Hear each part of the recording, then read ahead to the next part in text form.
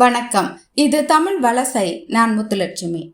அட்டமா சித்திகளை பெற்ற திருமூலர் இறைவனை எண்ணி பிதற்றியே பெருந்தவமுடையவனானேன் என்கிறார்.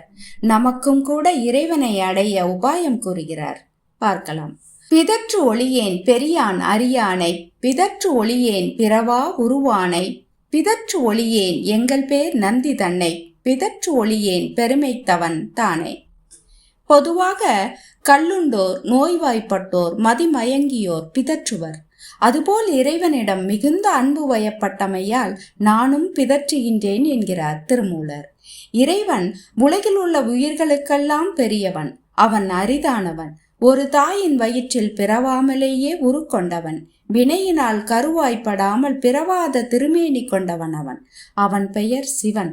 அவன் பெருந்தவம் உடையவன். அத்தகையவனை துதிப்பதை நான் ஒருபோதும் நிறுத்த மாட்டேன். எப்பொழுதும் அவனையே போற்றி துதித்து கொண்டிருப்பேன். பெருந்தவம் போன்று இடைவிடாது எண்ணிக்கொண்டிருப்பேன்.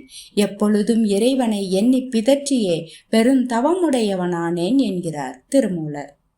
வாழ்த்த வல்லார் மனத்துள் ஒரு சோதியை, தீர்த்தனை அங்கே திளைக்கின்ற தேவனை, ஏத்தியும் எம்பெருமான் என்று இறைஞ்சியும் ஆத்தம் செய்து ஈசனை அருள் பெறலாமே.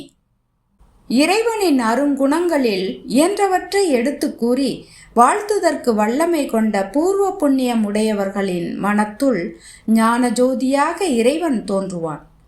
அவன் இயல்பாகவே பாசங்களிலிருந்து நீங்கியவன், குற்றமற்ற நிர்மலன், தீயுருவானவன். அத்தகைய தெய்வத்தை பல வகையாக துதித்தும் எம் தலைவனே என்று வீழ்ந்து வணங்கியும் அன்பு செய்தும் அவனது திருவருளை பெற்றுயலாம். ஈசன் அருள் பெறும் உபாயம் அவனை ஏத்துதலும் இறைஞ்சுதலுமே என்கிறார் திருமூலர் திருமந்திரத்தில்.